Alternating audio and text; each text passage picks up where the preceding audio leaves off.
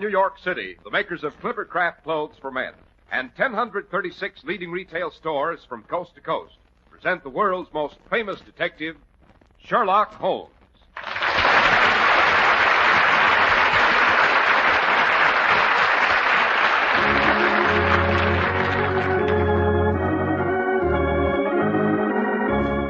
Tonight's story, The Adventure of Lady Waverlys' Imitation Pearls. Well, here we are again in Dr. Watson's cheerful study. The lamps have been lit, and from outside comes the steady drip of a soft spring rain mixed with fog. Yes, Mr. Harris, this sort of weather always reminds me of Baker Street. I think I can do no better than tell you of an adventure that had its inception on just such a day. It had to do with a great lady's pearls, which were not altogether genuine. And it ended in the chambers of a certain well-born, but shall we say, careless bachelor in Albany. Well, that's the first time I knew you and Sherlock Holmes ever visited the Hudson Valley, Doctor. We didn't, Mr. Harris, unfortunately. No, Albany in this story refers to an imposing building which was originally the residence of the Duke of York in Albany. It was later divided into chambers for famous and fashionable bachelors. Oh, speaking of gentlemen of fashion, Mr. Harris, isn't that your department? It certainly is, Dr. Watson, and in the spring, it's natural for a man to think of new clothes. And this spring, you have every right to the most your money can buy, which means you need pay no more than Clippercraft's modest prices. For Clippercraft clothes, the result of the famous Clippercraft plan, are one of America's finest values. The Clippercraft plan concentrates the buying power of 1,036 of the nation's finest stores from coast to coast, making possible steady, year-round operation, resulting in tremendous savings in manufacturing and distribution costs, and putting those savings, even in the face of today's high prices, in your pocket. And your Clippercraft dealer is a friendly, local, independent store where you get real personal attention. New spring Clippercraft suits, beautifully tailored, are only $40 and $45. Top coats in fine coverts and worsted gabardines are only $40 and $45, and sport jackets, but $26.50. Compare Clippercraft with clothes selling for many dollars more. In short, no matter what the occasion, Easter parades or a visit to your best girl, we hope you'll continue to set sail in a Clippercraft. Very neatly put, Dr. Watson. And now to return to the gentleman who lives in the Albany. Oh, no, not the Albany, Mr. Harris, just Albany. Oh. He lived in Albany. That's how we express it, you know. Well, it all began placidly enough. It was late one dreary April afternoon. Since morning, a dun-colored veil had hung over the housetops, looking like a reflection of the mud-colored streets beneath. Neither Holmes nor I had stirred abroad the entire day. I sat in my armchair, silent and morose. The dampness had brought the usual twinges to my old bullet wound. Holmes, who was always a contrary individual, bounced about like an animated cricket. Oh, Holmes, if you'd light somewhere for just a few minutes. Bullet acting up a bit, eh, Watson? Oh, no more than usual in this weather, confound it. Yes, I thought I recognized the vice-like set of the jaw. Of course, I'm not a medical man, but I think I could suggest a remedy. Certainly not. Aha! Did you hear that? Hear what? The house is as still as a morgue. A carriage just came to rest at our curb. A rather elegant four-wheeler. A mettlesome horse. The man on the box has jumped down. Now he's dashing up our front steps. You hear that, Watson? Sounds as if our visitor's errand might be urgent. Oh, how can you tell all that? You haven't even looked out of the window. My ears, Watson, are nearly as acute as my eyes. Yes, he is rather unrestrained, wouldn't you say? Now, it's just possible Oh, for pity's sake, stop deducing and go to the window and see what's up. Very well, if you insist. Yes, the four-wheeler turns out to be an elegant equipage with the name Blevin and Fossiter embossed in discreet gold lettering on the door. Oh, you mean it's a delivery van? Dear me, no. Blevin and Fossiter do not deliver. They escort whatever valuables come within their purview to their destinations in what is practically a private carriage. You wouldn't expect to see Lady Blenkinsop's emeralds or the Countess of Whistleworth's rubies drive up in a lorry. The Blevins and Fossiters are jewelers. Go to the head of the class, Watson. I wonder what's wrong at Blevins and Fossiters, and why the man on the box has left his conveyance unattended to pay us a visit. Ah, here he is now. Come in, come in. Holmes, for once you were wrong. He's not a coachman. He's a young gentleman in an elegant ulster and a billycock hat. I didn't say he was a coachman. I said he was the man on the box. Why are you driving your own carriage, young man? What's happened to your usual coachman? Well, that's what I came to see you about, Mr. Holmes. You are Mr. Sherlock Holmes, I take it? Quite. Well, Burbage, he's our driver, has been bludgeoned, and the contents of Lady Waverlys' box is stolen. Burbage was inside the carriage, slumped on the floor. His forehead was still bleeding. However, he was coming to when we found him. Was he badly hurt? I don't think so. There's no evidence of a skull fracture, just a lump over the left eyebrow. I drove him home, of course, and his wife put him to bed with a poultice. Was he able to describe what had happened to him? Oh, yes, he was quite rational. Then why didn't you bring him along with you? Oh, I couldn't, don't you know. He was in his underwear. Oh, rubbish. Well, I'm doing my best, Mr. Holmes. I'm at my wit's end. Of course, when my uncle hears of this, I shall probably be sacked. I never wanted the job of playing nursemaid to all those confounded jewels. Oh, I'll admit, I should never have taken that nap. Easy there, young man. No good becoming incoherent. If you want us to help you out, you'll have to pull yourself together. Oh, by the way, I'm Dr. Watson, Mr. Holmes' colleague and biographer. Which is nothing to brag about, Watson. Oh, I say, I am sorry. I don't know what's happened to my manners. I haven't even presented my card. Allow me. Read it, Watson. Archibald Trotwold Possitor. And down in the corner it says representing Blevin and Possitor. That's my uncle. I mean, the Possitor, the one who owns most of the firm. I see. How long have you been in his employ? Well, just a little over 2 months. Oh, I did so want to make good on Jenny's account, you know. She's my wife. And a darling. We've been married 5 weeks last Tuesday. Oh, that's charming. Watson, don't interrupt. In what capacity does your uncle employ you, Mr. Foster? Well, it's not a very impressive position, I'm afraid. I sit in the carriage and make sure everything's safely delivered to the proper address. When a firm deals in the commodities your uncle sells, young man, I should say that's a position of considerable responsibility. Oh, yes. I've had jewels amounting to $250,000 in my possession many times. And I assure you, if there had been anything like that in the carriage today, I shouldn't have dreamed of going home for lunch and taking a bit of a nap. So, you went home and had a nap? Yes, sir. You see, I had a touch of a toothache. Besides, I missed seeing Jenny at breakfast. I do hope you understand, sir. Quite. And where did you leave the carriage with the undelivered packages? Oh, just out in front, Mr. Holmes. It shouldn't have been too much of a risk. Burbage has been with the firm over 30 years. He's thoroughly reliable. Besides, I'd already delivered the really valuable articles, Mrs. Huddlestone's emerald earrings and the Duchess of Heffelworth's diamond stomacher. There was only Lady Waverlys' box left, Mr. Holmes. And it certainly never occurred to me anyone would want to lift that. What was in Lady Waverlys' jewel box? Oh, just her pearls and a tea service. Oh, that's a bit thick, eh, Holmes? Just some pearls and a silver tea service. I take it the service was silver, Mr. Possitor. Well, only superficially. She had sent it to be replated, you see, and the pearls were imitations, too. Fairly good ones, I'll admit. She'd had them restrung. She keeps the real ones in the vault. Cagey old girl, eh, Holmes? Fortunately for her. Well, that's my point exactly, Mr. Holmes. It'll ruin our reputation to know there's been a theft of any kind. People will be decidedly skittish about having us repair their jewels if they hear of it. I don't know what my uncle will say. When did you first discover something was wrong?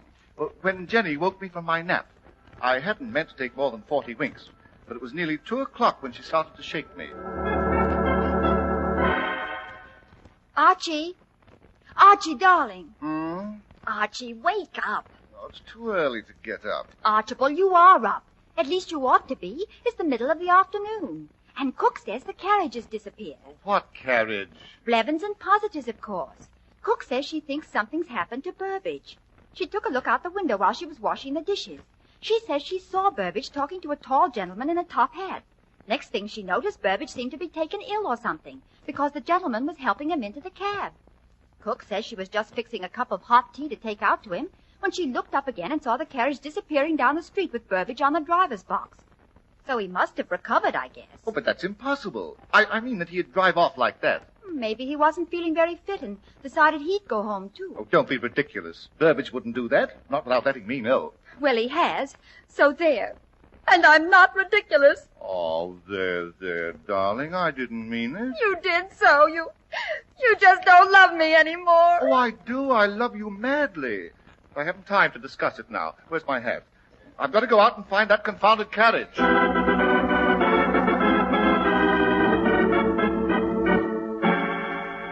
Locating a missing carriage somewhere in London. How did you ever expect to do that, Mr. Possitor? That detail is unimportant, Watson. It's obvious Mr. Possitor was successful, inasmuch as the carriage is now standing at our curb. By Jove, I'd forgotten that. Well, as a matter of fact, it wasn't too difficult to locate the carriage. I hadn't gone more than a square or so when I ran into our local policeman, who was on his way to see me. Jenny and I live in South Kensington. Well, the bobby reported that Blevins and Possiter's carriage was standing in front of the Victoria and Albert Museum without a driver. And would I be so good as to remove it, as it was impeding traffic?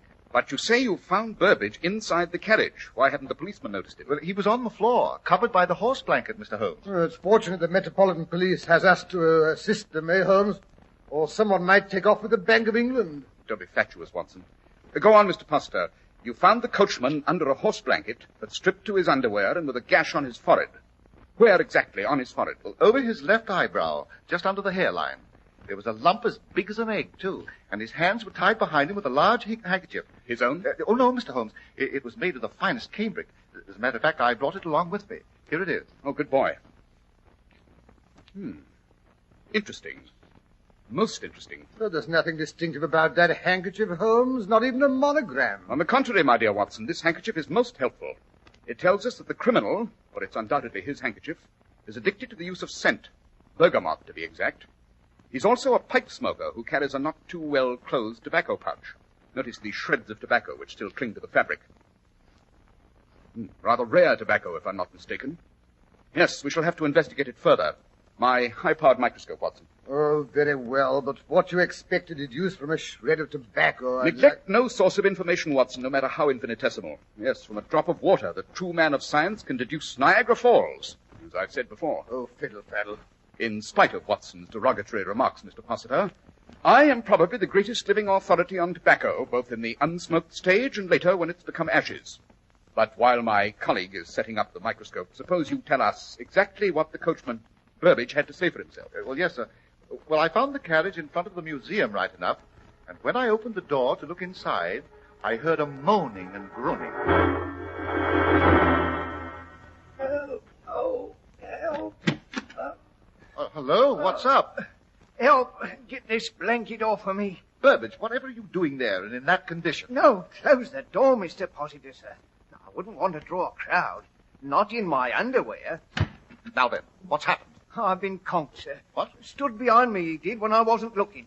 Then he stripped me of my driver's uniform, got up in the box in it, and drove us away. Oh, I've always said you could trust a man that was fond of horses, but not anymore, I won't. Oh? That's how we got to talking, sir. I was giving Bessie her midday oats, when down the street he comes, twirling a silver-headed cane, just as nonchalant as you please. Fine animal. That she is, sir. I like horses. You mind if I give her a lump of sugar? If she'll take it, sir. Bessie don't make up to everybody. Oh, I think she'll accept homage from me, Bessie? That's a good girl. Well, now, will you look at that? The J. She seems to be favoring this hind foot. Oh, really? I haven't noticed. Maybe she's got a pebble in her shoe. Do you want me to investigate? Oh, no, sir. That's a familiarity she won't stand for. I'll do it. Here, Bessie. Nice girl. Give me the hoof. Easy now. Easy. That's right. Oh! Sorry, old chap. Had to be done. Just a love tap. Into the carriage you go. I want that uniform. Oh. Still conscious, eh? Have to work fast. Yes. Off with the coat. Aha. There we are. Just what I was looking for. How convenient. The box with the Waverly crest right here on the front seat.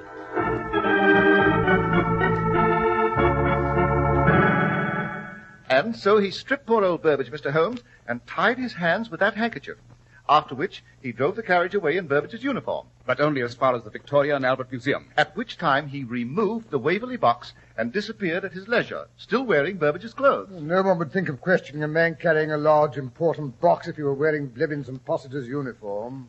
What size is Burbage, Mr. Possiter? Oh, about my height, 5'11", I should say, but a bit heavier built.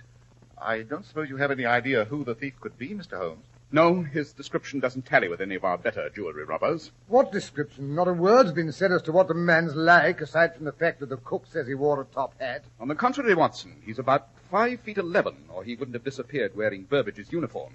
He's left-handed. The position of the wound on Burbage's brow gives us that interesting fact. His linen is of fine quality, witness the handkerchief. He uses bergamot, and he buys the most expensive brand of Latakia tobacco, a variety carried by only 2 tobacconists in all of London. And last but not least, when it comes to robbery, he's an amateur. But How can you know that? No professional jewel thief would run away with false pearls and silver plate. That could have been an accident. Not at all, Watson. According to Burbage's account, he recognized the box belonging to Lady Waverly. In fact, he probably expected to find it there. You mean the thief must be someone connected with our establishment who knew the box was in the carriage? Not necessarily. It could just possibly be an intimate of Lady Waverly who knew she was expecting delivery. But why bother with imitation pearls and plated silver? That, my dear Watson, is what makes this case worth investigating. But where are we to begin? With a visit to my friend Philip Ashton, who runs a small but select tobacco shop in the Burlington Arcade.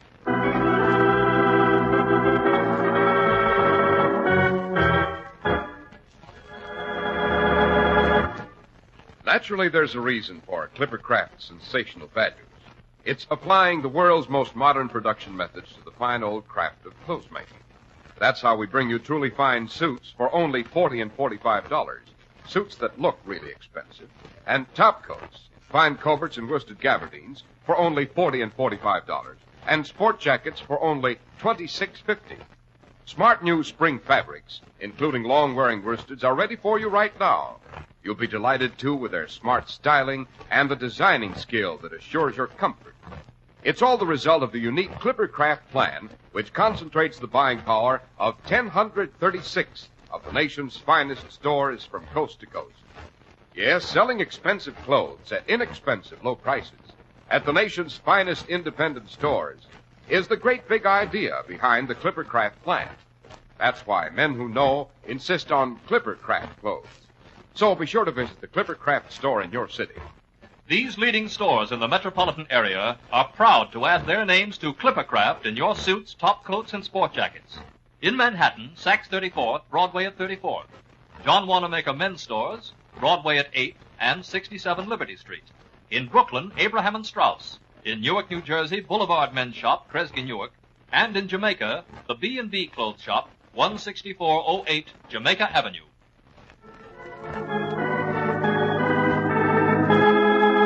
And now back to Sherlock Holmes and Dr. Watson. We find them standing in front of a counter, sniffing the contents of several elegant glass jars filled with tobacco. Yes, this, unless I'm very much mistaken, is the mixture the gentleman uses.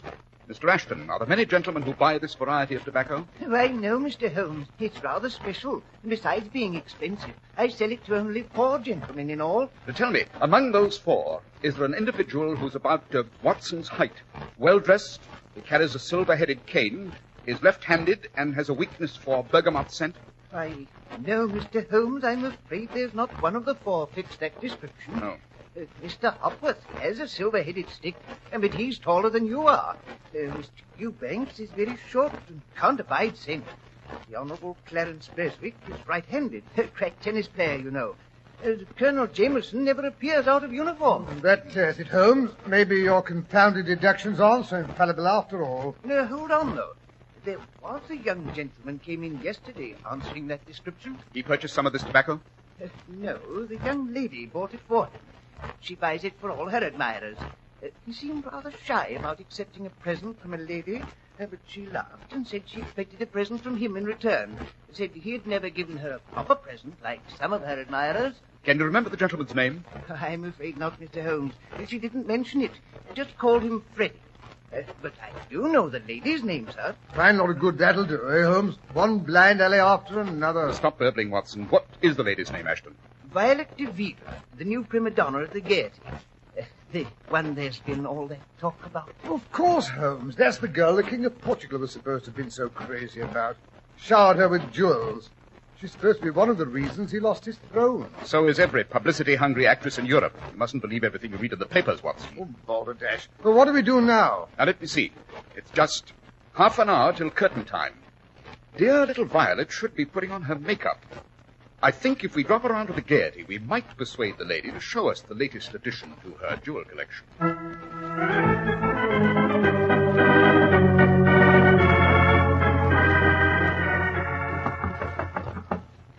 There's 2 gentlemen to see you, Mr. Bill. I can't see anyone now, Peters. Take the cars or whatever they've brought and tell them to come back after the show. They haven't brought anything, Mr. Bill, just themselves. It's Mr. Sherlock Holmes. Mr. Sherlock Holmes, the detective? In person. Oh, just a moment till I throw on my opening costume. I've always been dying to meet you. She's got one weakness, sir. She do love celebrities. Show the gentleman in, Peters. Mr. Sherlock Holmes and friend. My usual billing. Well, this is a pleasure. Do sit down, Mr. Holmes. You too, Mr. Dr. Watson. Oh, yes, of course. How stupid of me. I've read all your darling stories. So exciting. I do love to be thrilled. You do it so beautifully, you know. Why, Mr. Veal, that is, well, I'm quite overwhelmed. I mean that a young lady of your obvious discernment... But, of course, I suppose no one could help making the exploits of the great Mr. Sherlock Holmes exciting. Yes, of course. Back among the also-rans.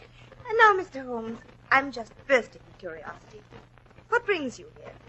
I've always understood you were practically a woman-hater. Not hater, my dear Miss Violet.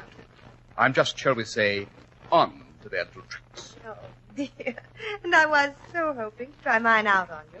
I've some very effective ones, you know. Save them for some more susceptible victim. Oh, dear, I've always had a weakness for rude, self-sufficient men. Got you that time, Holmes. Don't interrupt, Watson. My dear Miss Violet, if I may call you that. I'd love it, unless you'd rather call me Vi. Miss Violet will do. I've come to warn you not to accept a present of jewelry from a certain fashionable young man. Gracious, I wonder which one you can mean. A girl in my position gets so many presents, you know. Suppose I specifically warn you against accepting pearls from a gentleman whose name is, shall we say, Freddie. Oh, this is fascinating. Why shouldn't I accept them, Mr. Holmes? Because he acquired them in a rather unorthodox fashion. I do believe you're trying to tell me Freddie stole them. Oh, but that's delicious. If you only knew how deliciously ridiculous. Freddie just couldn't possibly have stolen those particular pearls. Then you have already accepted them. What makes you jump to that interesting conclusion, Mr. Holmes? My dear Miss Violet, you will never make a great dramatic actress until you learn to control your reactions. When I first mentioned the pearls, your eyes darted quickly to your makeup box to see if they were in sight. Then when I intimated they might have been stolen, you couldn't resist closing the lid. This is ridiculous, Mr. Holmes. Freddie wouldn't steal anyone's pearls. Oh, I'll admit he's hot-headed and impulsive, but he wouldn't steal. Are you sure? How well do you know Freddie, Better than you do, at any rate, Mr. Holmes. I may not be a great dramatic actress, but I do recognize the gift when I see it. You didn't come here to warn me not to accept any pearls. You came here to find out who gave them to me. You don't even know Freddie's last name. Sorry, but you won't get it from me. Don't you think you're getting a bit rash, my dear Miss Violet? I mean, why risk getting on the wrong side of the law for a string of imitation pearls? Imitation? Yes. Don't be silly, Mr. Holmes. Freddie's pearls are real, right enough. They've been in the family for years. What makes you think he's given you the real ones, Miss Violet? Surely you must know Freddie has other, interests. If you mean that bandy-legged little soubrette at the Savoy, I know all about that. It was all over months ago. Then why did he give her the real pearls just half an hour ago? Mr. Holmes, you're a brilliant detective. But you should not underrate the feminine intelligence. It was a beautiful trap, Mr. Holmes, but just a bit too obvious. Now, if you'll excuse me, I hear the overture. My public is waiting. Do come again, Mr. Holmes, when you've thought up some more tricks. Now, if you don't mind leaving. Not at all. Thank you. We've quite finished. Yeah, interesting female, eh, Holmes? I don't know when I've more thoroughly enjoyed an interview.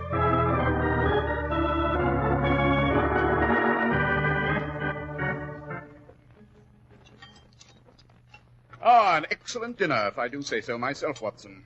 Pheasant was almost perfect. Undoubtedly, and it will put a jolly little crimp in our budget. Late dinner at Prince's Restaurant, champagne and caviar. I don't know what's got into you, Holmes. Oh, calm yourself, Watson. It all goes on the bill. I shall send Blevins and Possitor in the morning. Holmes, you're really outrageous. You've made a hash of the case, you've found out absolutely nothing, and yet you have the effrontery to talk of sending a bill in the morning. Well, you shouldn't be ashamed of yourself. On the contrary, Watson, I think I've done rather well. Well, that DeVille woman made an absolute ass of you. You mean that's the impression I permitted her to gather? She thinks she didn't give me the pearl thief's name. Actually, she spelled it out in block letters when she admitted they'd been in Freddie's family for generations. Whose pearls were they, Watson? Lady Waverlys, of course. Then putting two and two together, the thief must be a Waverly as well. Sir Freddie Waverly is a well-known young man about town with a weakness for ladies of the theatre. It's as simple as that. You mean he's stolen his own mother's pearls? His stepmother's, Watson. Freddie's always resented her. If his father hadn't married for a second time shortly before his death, Freddie would have inherited the pearls years ago. But why all this bother about imitation pearls? Freddie doesn't know they're imitations. It's never occurred to him that his stepmother keeps the real ones in the vault. Yes, well, if you're so sure of yourself, why not go to him and demand he return the silly things? If we were that gauche, Watson, the lady would probably refuse to give them up. No, you may count on it. Miss Violet will return them to him of her own accord as soon as the performance is over. And how do you reach that interesting conclusion? Freddie may not suspect that they are imitations, but dear little Violet is not so naive. Once you were out of the way, you can count on it. She rushed back and bit into the necklace. Yes, I don't imagine she took her discovery very placidly.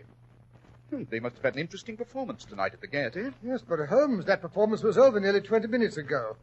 We'd better get ourselves along to Sir Freddie's flat, wherever that is, or Miss Violet will get there ahead of us. Chances are she won't wait to remove her makeup. My dear Watson, why do you think I ordered a table in the window? Sir Freddie Waverley resides just opposite there in the impressive architectural monstrosity known as Albany, in flat 2A to be exact. I say, Holmes, there comes a carriage tearing down the street. It stopped across the way. Yes, by Jove, that's Violet getting out. Quick, Watson. We'd better rescue the Honorable Freddie before she tears his hair out by the roots.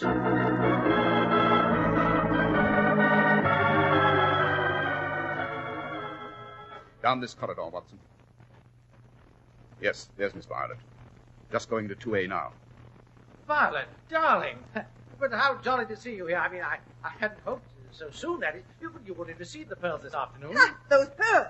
How dared you give me those pearls? I've never been so insulted in all my life. Oh, come off it, Vi. You've accepted jewelry from gentlemen before this? Yes, jewelry, not paste. Violet, what are you raving about? What sort of a fool do you take me for? Do you think I don't know the real ones went to that little scarecrow at the Savoy? Well, give her these. She can put them on her poodle. If you don't mind, Miss Violet, I'll relieve you of those pearls. And we may as well collect the tea service while we're at it, Watson. I see the boxes standing just inside the door. What is this, a burglary? You should recognize the symptoms, Sir Freddie. If you think I've got to stand here and let two Oh, don't be a bigger idiot than you can help, Freddie. This isn't a thief. It's Sherlock Holmes. And don't be alarmed, Sir Freddie. These are not the Waverley pearls. Those are quite safe in Lady Waverley's bank vault. You mean that little floozy hasn't got them? Do dear me, no. That was just a trick on Holmes' part. Why, you unspeakable... Yes, Miss Violet. You should never underrate the masculine intelligence, you know. Particularly when it belongs to Sherlock Holmes.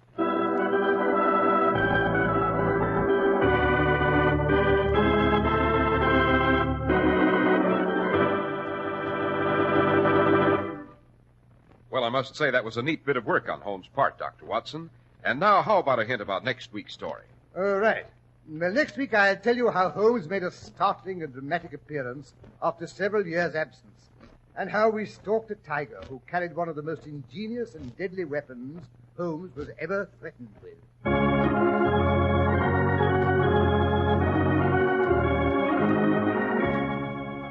The makers of Clippercraft clothes and 1,036 leading stores from coast to coast have brought you another in the new series of broadcasts featuring the world's most famous detective, Sherlock Holmes. Our stories are based upon the character of Sherlock Holmes, created by Sir Arthur Conan Doyle. Sherlock Holmes is played by John Stanley, Dr. Watson by Alfred Shirley, and the dramatizations are by Edith Miser. Sherlock Holmes is produced and directed by Basil Lochran, with special music by Albert Berman.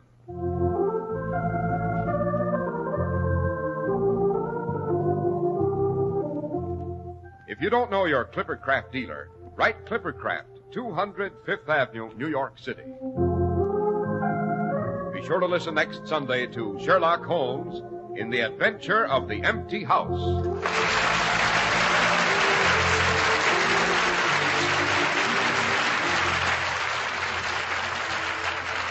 This is Cy Harris speaking for Clippercraft Clothes. This is the Mutual Broadcasting System.